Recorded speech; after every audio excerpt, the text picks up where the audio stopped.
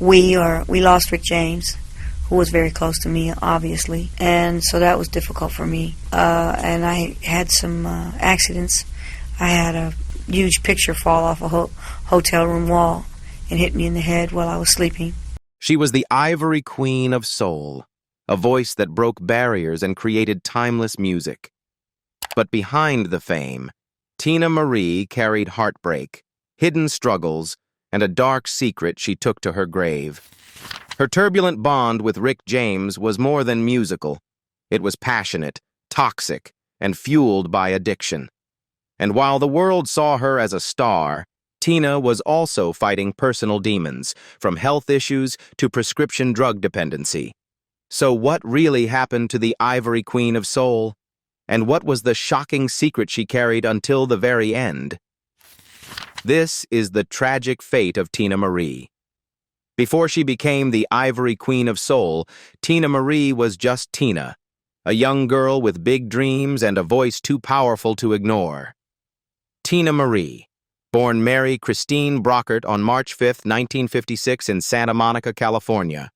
She was one of 5 children, and her family nicknamed her Teena Marie not long after she was born. That spark of talent showed early. At just 2 years old, during Sunday Mass, she stunned everyone by belting out Harry Belafonte's Banana Boat song. Music was everywhere in her childhood home. Her father adored jazz legends like Ella Fitzgerald and Sarah Vaughan, along with crooners like Frank Sinatra, and their records filled the house with inspiration. As she grew, Teena sang at church and community events, while her mother encouraged her passion by sending her to auditions. It wasn't long before she landed her first break, a small role as a tap-dancing child on an episode of the Beverly Hillbillies in 1964. When she was 9, her family moved to Venice Beach. In Oakwood, a historically black neighborhood known as Venice Harlem, Teena found a cultural melting pot where she truly fit in. She sharpened her vocal skills and taught herself piano, guitar, and congas, all while falling deeper in love with soul music. By 12, she was already experimenting with her own sound, forming a short-lived teenage band with her cousin and younger brother. At Venice High School, she dove into musical theater, fueling her growing confidence as a performer. She wasn't afraid to push boundaries either. In fact, she once got kicked out of a school play for smoking weed, an early glimpse of the rock and roll chaos that would later define parts of her life. Her look and vibe also set her apart. With caramel-toned skin, braids decorated with beads and shells, and a confident street style, many people assumed she was mixed. One childhood friend even admitted they didn't realize she was white until meeting her mother. Teena herself loved to joke that the only thing white about her was her skin. After high school, she threw herself into chasing her dream. She studied English literature at Santa Monica College while constantly auditioning for record labels. Eventually, she and her band found themselves at the doors of Motown. Berry Gordy wasn't impressed with the band, but he saw something in Teena. He sent the group packing, but kept her on as a solo act. That moment marked the beginning of her long, winding journey at Motown, bouncing between producers, refining her craft, and searching for the sound that would one day make her unforgettable. Meanwhile, by the late 1970s, Rick James was already carving out his place at Motown. After a string of failed attempts with his band, the Mina Birds, the label's first mostly white group, he shifted his focus to writing and producing. In 1978, everything changed when he released his solo album, Come Get It. The record, powered by the hit Mary Jane, turned Rick into Motown's rising star, a brilliant, unpredictable force everyone wanted to be around. That same year, fate stepped in.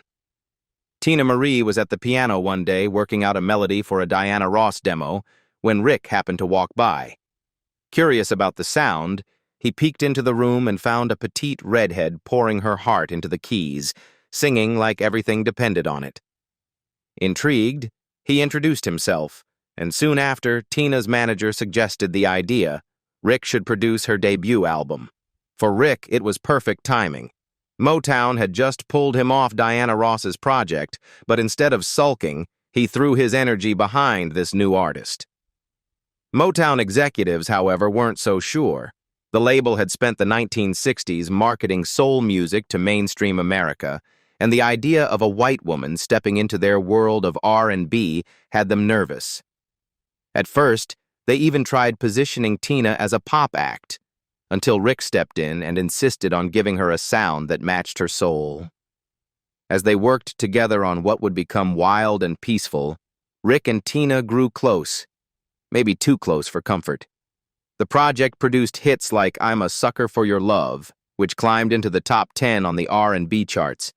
And away from the spotlight, the two were secretly crafting what would later be remembered as their most iconic duet, Fire and Desire. Behind the scenes, rumors swirled that the chemistry in Fire and Desire was more than just studio magic. Teena later admitted that she and Rick had actually been engaged for about 2 weeks, though Rick always denied it. Whatever the truth, their connection was undeniable and complicated. As Teena once joked, the song could make you sleep with the enemy. Rick wasn't an enemy, but he was certainly a sweet headache. Their relationship burned hot and fast, passionate, but a train wreck from the start. Rick was crazy about Teena, yet he also admitted she intimidated him. His worsening cocaine habit only fueled the chaos. He had been dabbling in drugs since his teens, and by the time they were together, it was spiraling out of control. The addiction was wrecking his health and pulling everyone around him, including Teena, into the storm. Teena eventually discovered Rick had been seeing another woman the whole time. The betrayal cut deep, but she turned her heartbreak into art. On Casanova Brown from her album Robbery, she poured all the pain, anger, betrayal, and disillusionment straight into the music. Meanwhile, Rick's love affair with drugs became just as public as his music. He once joked that he and his crew woke up with marijuana, called it Mary Jane, and even wrote an anthem about it. But the joke didn't hide the truth. Rick and drugs were a disaster from the very beginning. He started with weed and heroin as a teenager, and by the late 1960s, cocaine had fully taken over. Even after prison time, when he claimed to have cleaned up, the reality told a different story. His autopsy later revealed traces of cocaine in his system. Classic Rick. The toll on his body was brutal. In the mid-1980s, a friend found him passed out at home, landing him in the hospital. A few years later, his hip gave out from years of stage dives and partying, forcing him into replacement surgery. Then came the stroke, right in the middle of a live stadium show, mid-performance, when his body simply gave out. Rick himself admitted he couldn't remember making an album without cocaine. He said he'd snort it and stay awake for weeks, sometimes pumping out 3 or 4 albums in a single year. By the 1990s, it was obvious he wasn't dabbling anymore. He was fully consumed. At one point, he was reportedly blowing through $7,000 a week on cocaine, and almost the entire band was caught up in it too. But the destruction didn't stop with drugs. Rick's addictions spilled into darker territory.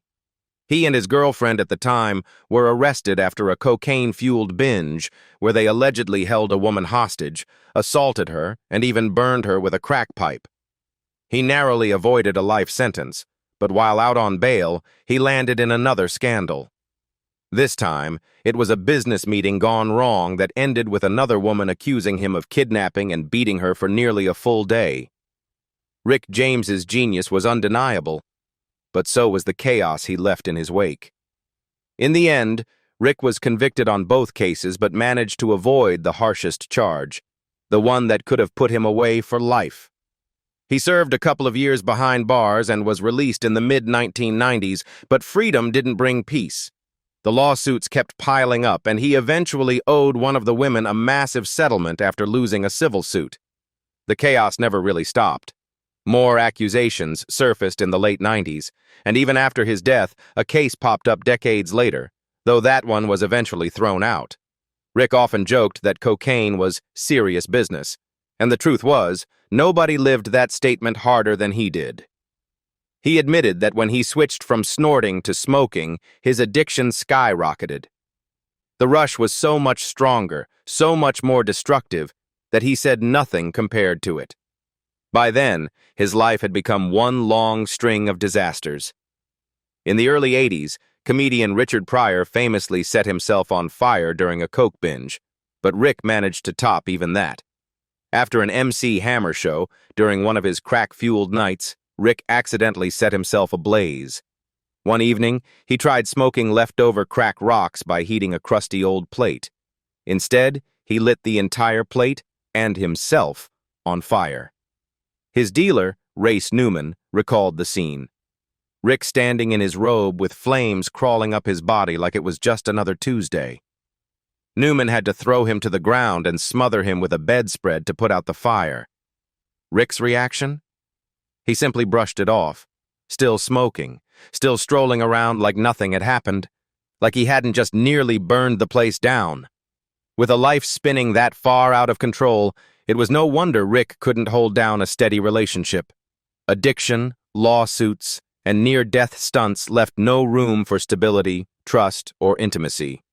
His lifestyle wasn't about building anything. It was about burning everything down. For Rick, love was doomed before it had a chance. And yet, he could never quite let go of Teena Marie. Even after their romance ended, he spoke of her constantly, as if haunted by what they once had. In interviews, he often looked back on their time together, unable to shake the memories. Some even claimed he wrote her letters from prison in the 90s, though nothing was ever proven. It may have just been wishful thinking. Still, despite the heartbreak and chaos, the respect between them endured. In 2004, they reunited on stage at the BET Awards for a breathtaking performance of Fire and Desire. Rick's death later that year devastated Teena Marie. She mourned him deeply, and the loss left a permanent mark on her music. To her, Rick wasn't just a collaborator. He was a brilliant composer, a gifted musician, a mystical soul, and a voice for generations. Their relationship had been turbulent and complicated, yet unforgettable, a raw testament to how love, pain, and creativity could collide and create something timeless. But after his passing, Teena's struggles only deepened. Life seemed to hit her with blow after blow. A picture frame once fell on her head while she was asleep, triggering seizures. Not long after, a heavy sub-zero refrigerator came crashing down on her. Both incidents left her physically and emotionally shattered, compounding the grief she already carried from losing Rick. To cope, Teena turned to painkillers, numbing herself with Vicodin as she tried to push through the darkness. For a while, it felt like her life was spiraling out of control, yet, true to her resilient nature, she eventually found the strength to quit cold turkey, refusing to let addiction claim her the way it had claimed Rick. Through it all, music became her lifeline. Every time she performed Fire and Desire, the duet she had shared with Rick, she felt his presence. In the roar of the crowd, in the magic of the music, it was as if a piece of him lived on through her. Singing that song wasn't just a performance. It was carrying Rick with her, keeping his spirit alive on stage. Teena often told herself that Rick was finally at peace, free from the pain and sickness that had haunted him for so long. Though she missed him deeply, she found comfort in believing he was in a better place. For her, honoring his memory meant continuing to share the joy they had created together. And so, every time she stepped on stage, her music wasn't just about healing herself. It was about healing the world, too. Before Teena Marie was ruling the 80s funk pop scene as Rick James's protege, she was just a girl growing up in one of Los Angeles's last iconic black neighborhoods, completely obsessed with Motown. She soaked in everything, from Harry Belafonte records to random TV performances, and those early influences shaped the foundation of her entire career. Teena didn't just blur genres, she broke them wide open. At a time when R&B was crossing over into disco and hip-hop, she carved out her own lane, earning comparisons to Michael Jackson, another Motown star who refused to be boxed in by pop or soul labels. Her versatility was unmatched. One moment, she was belting gritty funk alongside Rick James on I'm a Sucker for Your Love. The next, she was delivering gospel-inspired ballads like Deja Vu. Then came Lover Girl, a straight-up dance floor anthem that proved she could do it all. By her second album, audiences stopped caring about her skin color. Disco was uniting crowds everywhere, and Teena was right there in the mix, breaking down barriers with her signature sound. Her rise continued with It Must Be Magic, which soared to number 2 on the R&B charts and earned her a gold record. With standout tracks like Square Biz, Portuguese Love, and the title song, it became one of her defining moments. But success wasn't without struggle. Teena found herself in a major legal battle with Motown over her contract, a fight that led to the landmark Brockert Initiative. The law made it illegal for record labels to lock artists into contracts without releasing new music, a change that went on to benefit stars like Luther Vandross and the Mary Jane Girls. By the time she left Motown, Teena had already secured her legacy as the label's most successful white solo act. But she didn't stop there. She dabbled in rock with Emerald City, infused rap into Square Biz, and continued to influence artists for decades. Her songs have been sampled by acts like The Fugees, proving that Teena Marie wasn't just another pop star. She was a groundbreaking force, whose impact still echoes today. Teena Marie's split from Motown wasn't just a personal victory, it was a turning point for the entire music industry. Frustrated with being trapped in a contract without the chance to release new music, she took the label to court. The result was the Brockert Initiative, a groundbreaking ruling that made it illegal for record companies to hold artists in contracts without putting out fresh material. With that decision, Teena shifted the balance of power, giving musicians more control over their careers than ever before. Some said her bold, outspoken nature rubbed Motown the wrong way, but the truth was simpler. Teena wanted control over her music, and the label wasn't ready to give it. Even Berry Gordy, the man who first gave her a shot, wasn't willing to release her new tracks. That standoff not only pushed Teena to fight back, but also sparked change for an entire generation of artists. After winning the battle, Teena signed with Epic Records and finally had the freedom she craved. She even launched her own publishing company, Midnight Magnet. Her first release under Epic was Robbery, a concept album that delivered tracks like Fix It, Shadowboxing, and Casanova Brown. But it was Starchild that cemented her as a mainstream powerhouse. The album produced Lover Girl, which soared to number 4 on the Billboard Hot 100 and became one of her signature hits. The song later resurfaced in the 2002 film Made in Manhattan, proving its lasting appeal. The album also featured Out on a Limb, a tender R&B ballad, and 14K, which appeared on the Goonies soundtrack. True to form, Teena kept pushing boundaries. She experimented with rock on Emerald City and collaborated with Giorgio Moroder on Lead Me On for the Top Gun soundtrack. Then she circled back to her R&B and funk roots with Naked to the World, which earned rave reviews. Later albums like Ivory may not have produced massive pop hits, but they still gave fans gems like Here's Looking at You and If I Were a Bell, both strong showings on the R&B charts. Through it all, legal battles, reinvention, and constant experimentation, Teena Marie proved she was more than just a hitmaker. She reshaped the way the music business treated artists, leaving behind a legacy of both incredible songs and industry-shifting change. Thanks to her fight, future generations of musicians had the freedom to truly own their art. Teena Marie's personal life was just as full of love and music as her career. On December 25, 1991, she welcomed her daughter, Aaliyah Rose, with partner Peter Butcher. Music ran deep in their bond. Aaliyah often joined her mother on stage for duets and appeared on tracks across Teena's final 4 albums, from La Doña to Beautiful. In her early career, Aaliyah performed under the name Rose LeBeau, but later returned to her birth name as she pursued her own path in music. Throughout her life, Teena called several corners of Los Angeles home, from Santa Monica to Inglewood, Pasadena, and Marina del Rey. Her circle of love and care stretched wide. She was godmother to actress Maya Rudolph, daughter of Minnie Riperton, as well as Nona Gay, daughter of Marvin Gaye. She also helped raise Rick James's son, Rick Jr., and looked after family friend Jeremiah O'Neal. Even rock star Lenny Kravitz once shared that Teena had taken him into her home during his early struggles, offering him the guidance and kindness that helped him keep going. But Teena also carried her share of hardships.